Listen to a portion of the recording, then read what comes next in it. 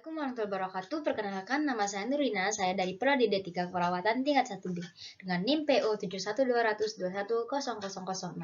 Pada kali ini saya akan membahas mengenai sistem pencernaan manusia. Yuk langsung saja kita mulai. Saat kita makan, kita pasti memproses makanan dari makanan utuh menjadi potongan serpihan kecil hingga makanan terurai menjadi bentuk zat yang bisa dicerna oleh tubuh. Nah, teman-teman, rangkaian proses mengolah makanan tadi akan membentuk sistem yang disebut dengan sistem pencernaan. Jadi, di video kali ini kita akan belajar mengenai sistem pencernaan makanan. Yuk ikuti terus videonya. Jadi, sistem pencernaan merupakan proses pemecahan makanan menjadi molekul sederhana yang melibatkan organ-organ dan kelenjar-kelenjar pencernaan. Proses pencernaan makanan pada manusia itu dibedakan menjadi dua, yaitu pencernaan mekanis dan pencernaan kimiawi. Pencernaan mekanis merupakan pengubahan makanan dari bentuk kasar menjadi halus dengan bantuan gerakan alat-alat pencernaan seperti gigi dan lambung. Sedangkan pencernaan kimiawi yaitu pelarutan makanan oleh enzim-enzim pencernaan mengubah makanan bermolekul besar menjadi molekul yang lebih kecil.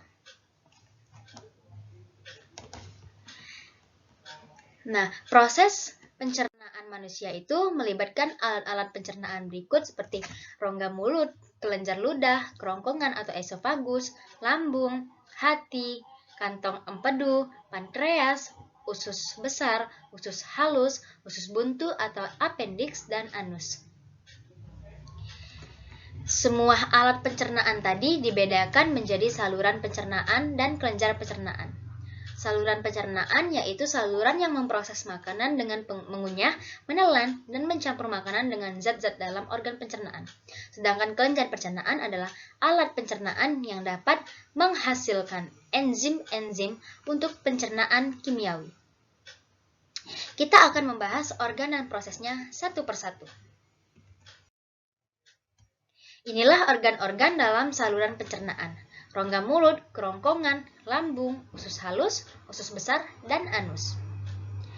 Selanjutnya kita mulai dari rongga mulut. Nah, di dalam rongga mulut terjadi pencernaan makanan secara mekanis dan kimiawi. Mulut terdiri dari bagian-bagian berikut: langit-langit uvula atau daging yang menempel di langit-langit tonsil atau amandel, gigi geraham atau molar ketiga, 2, dan 1, premolar kedua dan 1, gigi seri atau insipus sentral dan lateral, dan gigi taring atau plus. Jadi, bagian-bagian dalam rongga mulut dapat dikelompokkan menjadi gigi, lidah, dan kelenjar ludah. Selanjutnya kita membahas bagian mulut yang pertama, yaitu gigi. Gigi merupakan alat pencernaan mekanis yang berfungsi untuk memotong makanan menjadi potongan yang lebih kecil, memudahkan enzim-enzim pencernaan mencerna makanan dengan lebih efisien dan cepat. Berdasarkan bentuknya, gigi manusia terdiri dari 3, yaitu gigi seri yang berfungsi untuk memotong makanan, gigi taring untuk mengoyak dan merobek makanan, gigi geraham, premolar, dan molar untuk mengunyah makanan. Dan beginilah struktur gigi kita secara umum. Gigi terdiri dari 3 bagian, yaitu mahkota gigi, bagian gigi yang tampak dari luar leher, gigi bagian gigi yang terlindung di dalam gusi, dan akar gigi bagian gigi yang tertanam di dalam rahang. Bagian gigi dilapisi emel yang merupakan struktur terkeras dari tubuh. Di bawah lapisan emel juga terdapat tulang gigi atau dentin. Bagian dentin yang masuk ke rahang dilapisi dengan semen gigi. Gigi kita tertanam dalam gusi agar tetap berada di posisi yang sesuai di bagian dalam. Di bagian dalam gigi juga terdapat sumsum gigi atau pulpa yang berisi pembuluh kapiler, arteri, vena, dan jaringan saraf. Dan pada bagian dasar gigi terdapat celah akar dan tulang karang. Bagian mulut berikutnya adalah lidah. Lidah tersusun atas otot lurik dan permukaannya dilapisi dengan lapisan epitelium yang mengandung banyak kelenjar lender atau mukosa pada permukaan lidah. Pada permukaan lidah terdapat saraf-saraf atau reseptor perasa yang dapat merespon rasa di tempat yang berbeda. Rasa manis pada bagian ujung lidah, asin pada bagian tepi depan, asam pada bagian tepi belakang dan rasa pahit lidah pada bagian belakang pangkal lidah. Lidah berfungsi untuk membantu mencampur dan menelan makanan, mempertahankan makanan agar berada di antara gigi atas dan bawah saat makanan dikunyah. Sebagai alat pengecap makanan, karena mengandung banyak reseptor, pengecap atau perasa, mencampur dan mengaduk makanan dengan ludah, mendorong makanan masuk ke esofagus. Selanjutnya, kelenjar ludah. Kelenjar ludah disebut juga dengan glandula salivalis. Kelenjar ludah berfungsi menyekresikan saliva atau air liur yang mengandung enzim ptyalin. Enzim ini dapat mengubah amilum menjadi maltosa. Air liur berfungsi untuk membasahi makanan, mencegah mulut dari kekeringan, membunuh mikroorganisme, dan bertindak sebagai buffer atau penyangga pH. Ada 3 macam kelenjar ludah. Kelenjar parotis di dekat telinga, kelenjar semualis di bawah lidah, kelenjar submandibulis di bawah rahang. Nah, teman-teman, itulah bagian-bagian yang ada di dalam rongga. Di dalam rongga mulut kita. Selanjutnya, kita akan membahas mengenai kerongkongan.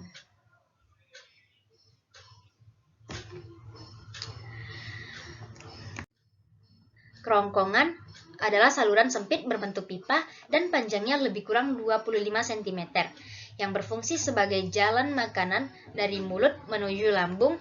Pada saluran pencernaan bagian atas terdapat faring atau rongga. Faring merupakan daerah percabangan menuju rongga hidung, kerongkongan, dan tenggorokan faring dilengkapi epiglotis yang dapat membuka dan menutup. Dalam keadaan biasa, epiglotis akan selalu terbuka ketika makanan masuk. Epiglotis menutup faring sehingga makanan masuk ke dalam kerongkongan. Kerongkongan terdiri dari 1/3 otot lurik dan 2/3 otot polos, dan dindingnya tersusun atas epitel hyperlatis. Di dalam kerongkongan terjadi gerakan peristik, yaitu gerak kontraksi dan relaksasi otot polos yang mendorong makanan menuju lambung. Gerak peristatik menghasilkan makanan berbentuk gumpalan yang disebut polos. Jadi, pada kerongkongan terjadi pencernaan secara mekanis. Bagian dalam kerongkongan senantiasa basah oleh cairan yang dihasilkan oleh kelenjar-kelenjar yang terdapat pada dinding kerongkongan. Untuk menjaga agar bolus menjadi basah dan licin sehingga mudah bergerak menuju lambung. Organ pencernaan berikutnya adalah lambung. Lambung atau vertikulus adalah kantung makanan yang merupakan saluran pencernaan yang terletak di sebelah kiri rongga perut. Di dalam lambung terjadi pencernaan secara mekanis dan kimiawi. Lambung terdiri atas 3 bagian, yaitu bagian atas kardiak, bagian tengah yang membulus fundus, dan bagian bawah pilorus. Lambung memiliki struktur berikut. Kardiak, bagian lambung atas dekat jantung, bagian lambung tengah yang membulat pilorus, bagian lambung bawah dekat usus rugi adalah membran mukosa berbentuk lekuk-lekuk yang berfungsi melindungi dinding lambung dari abrasi asam lambung. Sphincter esophageal, yaitu katup yang menjaga agar makanan yang masuk tetap berada di lambung. Sphincter pleurolus, yaitu katup yang menjaga makanan agar tidak keluar sebelum pencernaan selesai. Seperti yang kita bahas sebelumnya, di dalam lambung terjadi pencernaan mekanis dan kimiawi. Pencernaan mekanis terjadi karena adanya gerakan peristitik akibat kontraksi otot lambung yang mengakibatkan bolos tercampur dan teraduk menjadi bubur atau kim. Pencernaan kimiawi terjadi dengan bantuan getah lambung yang dihasilkan oleh kelenjar yang terletak di dinding lambung di bawah fundus. Zat-zat pada getah lambung. Ini lambung menghasilkan getah. Nah, getah lambung mengandung zat-zat berikut. Asam lambung atau HCl berfungsi mematikan bakteri yang terdapat dalam makanan, mengubah sifat protein, merangsang keluarnya sekretin, merangsang keluarnya hormon kolesterolin yang merangsang empedu agar mengeluarkan getahnya, dan mengaktifkan enzim pepsinogen menjadi pepsin enzim. Pepsin enzim berfungsi untuk merombak protein menjadi enzim yang berfungsi mengalihkan keseimbangan menjadi kasein, dan hormon gastrin berfungsi merangsang sekresi getah lambung. Nah, organ pencernaan keempat yaitu usus halus. Usus Usus halus adalah saluran berkelok-kelok yang panjangnya sekitar 6-8 meter dan lebarnya 25 mm. Pada usus halus terjadi pencernaan kimiawi. Usus halus terdiri atas 3 bagian, yaitu duodenum atau usus 12 jari, hygigenum atau usus kosong linium atau usus penyerapan. Selanjutnya kita bahas satu persatu. Usus 12 jari berfungsi sebagai tempat pencernaan makanan dengan enzim-enzim yang terdiri dari 2 saluran, yaitu kantong empedu yang berisi cairan empedu yang dihasilkan oleh hati yang berguna untuk mengemulasi lemak, dan pankreas yang menghasilkan getah pankreas yang bersifat basah dan mengandung beberapa jenis enzim seperti amilase, tripsin, dan lipase. Enzim yang dihasilkan oleh saluran pankreas memiliki fungsi sebagai berikut. Amilase berfungsi mengubah zat tepung menjadi gula. Tripnogen diaktifkan oleh enzim menjadi tripsin. Tripsin mengubah protein menjadi peptida, dan asam amino mengubah triglase atau lemak menjadi asam lemak, dan gliserol jadi usus 12 jari yang berlangsung adalah pencernaan kimiawi ya. Berikutnya, usus kosong. Di dalam kosong makanan mengalami pencernaan kimiawi oleh enzim yang dihasilkan oleh kelenjar pada dinding halus. Kelenjar pada dinding usus halus yang terdapat di dinding usus antara lain antroksin mengaktifkan trypsinogen yang dihasilkan pankreas, laktase mengubah laktase menjadi glukosa, erapsin mengubah pepton menjadi asam amino, metase mengubah maltosa menjadi glukosa, disakrase mengubah disakrida menjadi monosakarida, peptisida mengubah polipeptida menjadi asam amino, mencerna sukrosa menjadi glukosa dan fruktosa, dan lipase mengubah trigliserida menjadi gliserol dan asam lemak. Khususnya penyerapan di usus penyerapan terdapat banyak lipatan atau lekukan yang tersebut. Villi atau jonot usus pilih berfungsi memperluas permukaan usus sehingga proses penyerapan zat makanan akan lebih sempurna. Zat makanan berupa glukosa, asam amino, vitamin, larut dalam air atau B dan C mineral, dan air akan diserap oleh kapiler darah. Dalam villi kemudian diangkut menuju hati melalui pembuluh darah, sedangkan zat makanan berupa asam lemak, gliserol, dan vitamin yang larut dalam lemak atau ADX akan diangkut melalui pembuluh kili, yaitu pembuluh getah bening limfa. Selanjutnya kita akan membahas mengenai struktur dinding halus. Sebagai organ penyerapan makanan, dinding usus halus memiliki struktur berikut.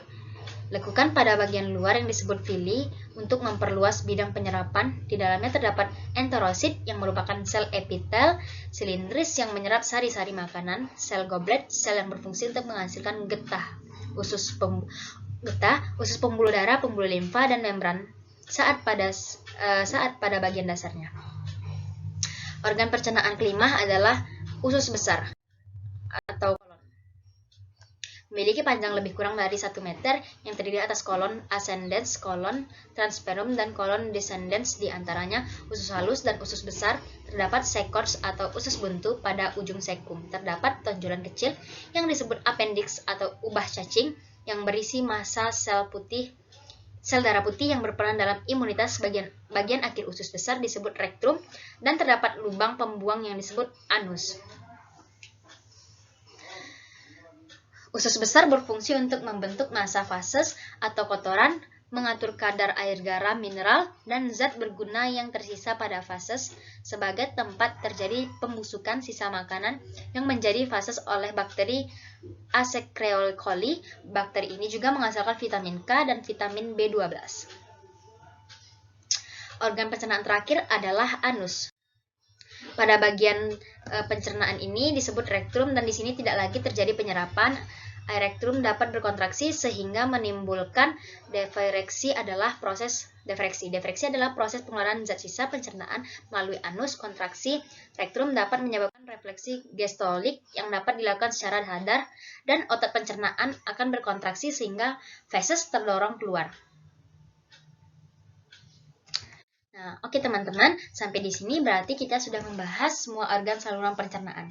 mulai dari makanan di dalam mulut disalurkan melalui kerongkongan, makanan dicerna di lambung, diserap oleh usus halus dan diproses dalam usus besar hingga terakhir bermuara di anus. Alat pencernaan selanjutnya adalah kelenjar pencernaan. Kelenjar pencernaan merupakan alat pencernaan yang dapat menghasilkan enzim-enzim untuk pencernaan. Kelenjar pencernaan terdiri dari kelenjar ludah, kelenjar hati, kelenjar pankreas, kelenjar lambung, dan kelenjar usus halus. Nah, karena ludah, lambung, dan usus halus sudah kita bahas semuanya, maka kita akan selanjutnya membahas mengenai kelenjar pankreas dan hati.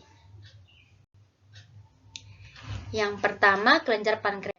Kelenjar pankreas memiliki kelenjar eksokrin berupa sel akiner yang menghasilkan getah pankreas. Getah pankreas ini mengandung natrium bikarbonat sebagai kelenjar cernaan. Pankreas menghasilkan enzim-enzim berikut: amilase yang mengubah amilo menjadi glukosa, lipase mengubah lemak menjadi asam lemak, dan gliserol dan tripsin mengubah protein menjadi senyawa asam amino. Yang kedua, kelenjar hati. Hati adalah organ tubuh dengan kelenjar eksokrin berupa kantong empedu yang menghasilkan cairan empedu. Cairan empedu atau bilus adalah cairan berwarna kuning kecoklatan yang dihasilkan sel hati. Cairan empedu mengandung air, garam empedu atau Na atau K sebagai pengelmu si lemak. Bilirubin atau pigmen empedu hasil dari perombakan eritrosit dan kolesterol atau lipid. Cairan empedu ini berfungsi untuk pembuangan sisa metabolisme, perombakan eritrosit, pembuangan kolesterol berlebihan, pemulisi lemak sebagai kelenjar pencernaan, berperan dalam proses metabolisme karbohidrat dan protein. Selain itu juga hati mengatur kadar glukosa dalam asam amino dalam darah. Karena kelebihan asam amino tidak disimpan dalam tubuh, melainkan oleh hati akan diproses menjadi karbohidrat dan lemak.